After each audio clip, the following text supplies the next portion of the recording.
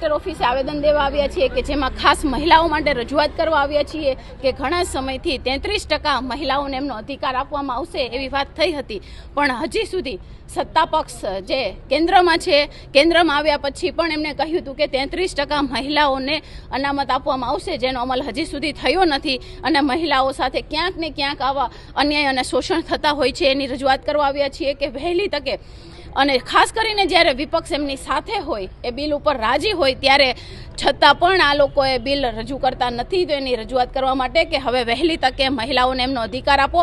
33% અનામત જે તમે કહ્યું હતું એ મહિલાઓને એમના અધિકારને ફટાફટ એ બિલ રજૂ કરે અને મહિલાઓને એમનો અધિકાર આપે, જેથી મહિલા સશક્તિકરણ તરફ જે વાતો કરે છે એ સાચું થાય. ખાસ કરીને એક વાત હતી કે ગુજરાતમાં મહિલાઓ પર બળાત્કારની ઘટનાઓ વધી રહી છે, સાથે તે અન્ય ઘટનાઓ વધી રહી છે અને બિલ રજૂ ન કરવાનું કારણ શું ભાઈ?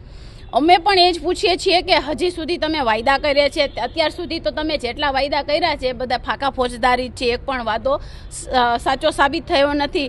33% બિલમાં પણ એવું જ હતું. અમે પણ રજૂઆત કરી, અમે પણ એમની સાથે ઊભા છીએ. અમે ખુદ કહીએ છીએ કે આ બિલ તમે લઈને આવો, અમે તમારી સાથે ઊભા છીએ, પણ મને એવું લાગે છે કે ભાજપ જે સત્તા પક્ષ છે અત્યાર સુધી મહિલા વિરોધી જ રહ્યો છે. કોઈ દિવસ મહિલાઓના કહેવાય કે ઉત્થાન માટે કોઈ દિવસ કામ કરતો નથી, હંમેશા મહિલાઓ સાથે અન્યાય કરતો આવ્યો છે. આ રીઝન હોઈ શકે કારણ કે ઘણી બધી એવી મહિલાઓ છે, ભાજપમાં પણ અમે જોઈએ છીએ કે છે, પણ એમની સાથે અન્યાય કરી રહ્યા છે. આ એનું કારણ પણ હોઈ શકે. ના ઈચ્છતો હોય કે મહિલાઓ એમની જે માનસિકતા છે એવી છે કે મહિલાઓ ઘરમાં જ રહેવી જોઈએ, મહિલાઓ બહાર ના આવવી જોઈએ, મનુવાદી જે માનસિકતા છે એનું પ્રદર્શન કરે છે.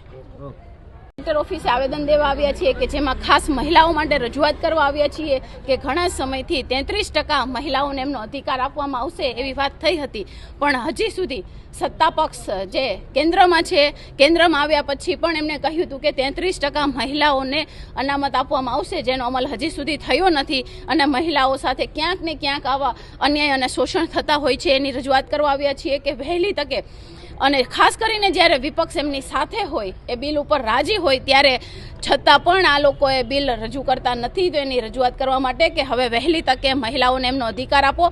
33% અનામત જે તમે કહ્યું હતું એ મહિલાઓને એમના અધિકારને ફટાફટ એ બિલ રજૂ કરે અને મહિલાઓને એમનો અધિકાર આપે, જેથી મહિલા સશક્તિકરણ તરફ જે વાતો કરે છે એ સાચું થાય. ખાસ કરીને એક વાત હતી કે ગુજરાતમાં મહિલાઓ પર બળાત્કારની ઘટનાઓ વધી રહી છે, સાથે તે અન્ય ઘટનાઓ વધી રહી છે અને બિલ રજૂ ન કરવાનું કારણ શું ભાઈ? અમે પણ એ જ પૂછીએ છીએ કે હજી સુધી તમે વાયદા કર્યા છે, અત્યાર સુધી તો તમે જેટલા વાયદા કર્યા છે બધા ફાંકા ફોજદારી છે, એક પણ વાદો સાચો સાબિત થયો નથી.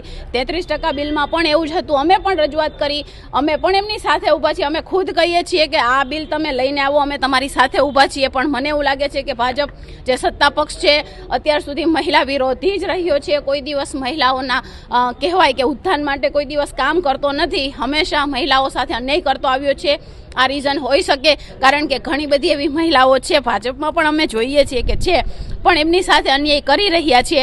આ એનું કારણ પણ હોઈ શકે. ના ઈચ્છતો હોય કે મહિલાઓ એમની જે માનસિકતા છે એવી છે કે મહિલાઓ ઘરમાં જ રહેવી જોઈએ, મહિલાઓ બહાર ના આવવી જોઈએ, મનુવાદી જે માનસિકતા છે એનું પ્રદર્શન કરે છે.